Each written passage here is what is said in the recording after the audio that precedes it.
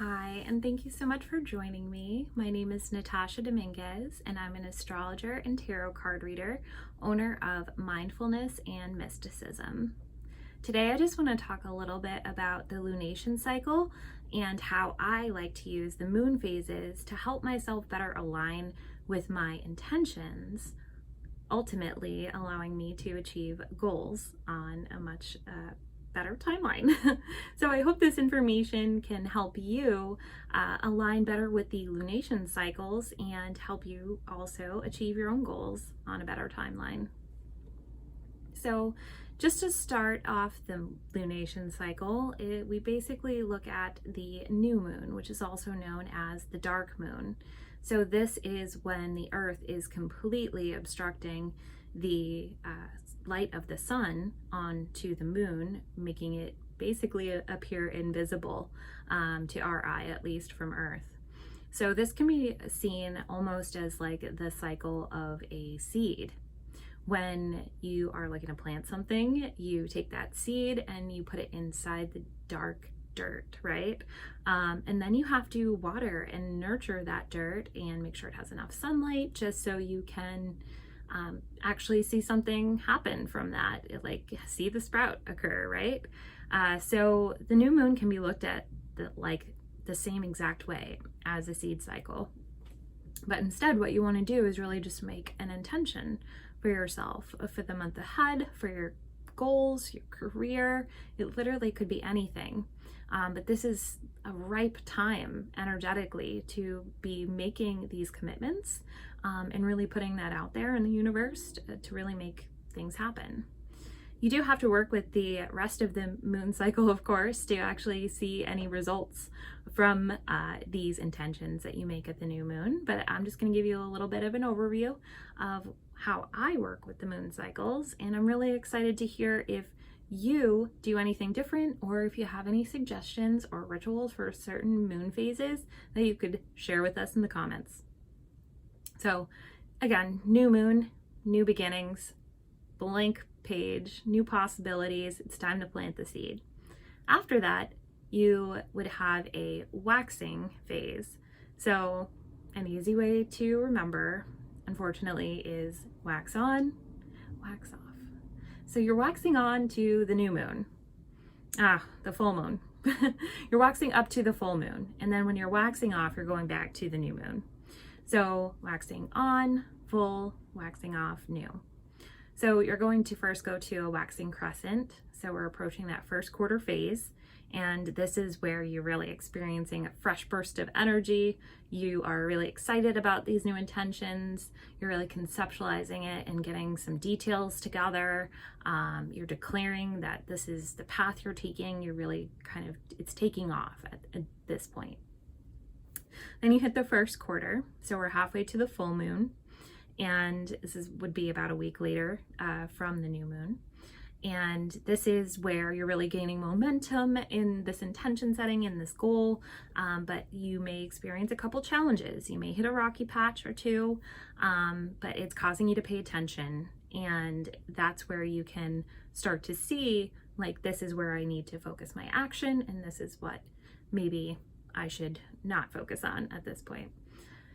After that, you are approaching a gibbous phase. So we are still waxing up to that full moon. It's a waxing gibbous. It's almost full, but not quite. And this is where you're really forced almost to take a step back and have a little bit more patience. You would want to kind of take a review of the past couple of weeks and really just pick out where you have been doing well, what you can leave behind, what's not serving you. This is like the last kind of moment to kind of refine. You definitely want to take an editing eye to your goals and your actions and really make sure you're on track for the full moon, which is after that. So the full moon is like the peak energy point of the lunation cycle. The moon is full, it's shining its light down on Earth, and it's thought to be even shining light on the shadows that you may not be aware of or choose to not be aware of consciously. So a lot of people have mixed reviews about the full moon, and this is mainly why. Not only can it be a celebration of abundance and success and a great time to express gratitude, but it can also shine a light on those things that aren't working out. So maybe you didn't make an intention for that cycle, or maybe you made one and you just didn't follow through. You might be experiencing those results at this time. So once we move past the full moon, there's still half the lunation cycle to go. It turns into that waning phase I talked about. So we're waning towards that new moon phase again. You're going to have the waning gibbous, so just approaching away from that full moon and approaching that last quarter. But during the waning gibbous phase, you really have the opportunity to release anything that's not serving you, especially if you didn't have a good full moon. Release it now. Receive insight for what you can do next to make it better, and don't forget to harvest what you did create over the last couple of weeks, because you aren't a complete failure. There's definitely successes that you've had. So a reminder to be thankful for that. And then if you are having that time of abundance and celebration, it's a great opportunity to share that with your loved ones. Let that move forward, pay one forward, so to speak, at that time. And again, that's the waning gibbous. So after the waning gibbous, we'd actually be approaching the last quarter. So again, going towards that new moon, and this is really the adjustment transition phase of the cycle. You've understood how the cycle has gone so far. You know what needs to change to better serve you moving forward. You have to forgive yourself, forgive anybody else, to release and really make room for what's going to be a new seed planted at the next cycle. Finally, the 8th phase of the cycle is the waning crescent, and this is your final chance to surrender. It's a great time to just rest. Your energy is probably lower at this time. It's a great time for reflection, and really just focusing in on what your intuition is telling you, because the next cycle is the new moon and it's starting all over again. So I have hosted new moon circles, both in person and virtually, over the past year or so. Due to circumstances, they went virtual for a little bit. But this is just a part of what we would talk about, is how to align yourself with these moon phases, so that way you can basically live a more mindful month, keep yourself on track, have those moments carved out for self-reflection, celebration, and help yourself continue on learning and growing every cycle. A tip that I like to share about these cycles too is it is dependent on the zodiac sign that the moon is in when it is a new moon or full moon, as to the certain themes that you can work with.